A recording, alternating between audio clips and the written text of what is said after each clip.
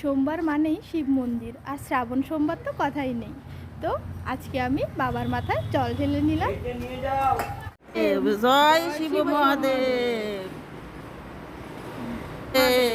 মহাদেব। ভগবান সবাইকে ভালো রাখুক, মহাদেবের কৃপায় আপনাদের সবার সব বিপদ কেটে যাক, সেই প্রার্থনাই করলাম। আমি আমার ফ্যামিলি এবং আমার সমস্ত অডিয়েন্সের জন্য প্রার্থনা করলাম মহাদেবের কাছে। সবাই করজোড়ে মহাদেবকে প্রণাম জানান।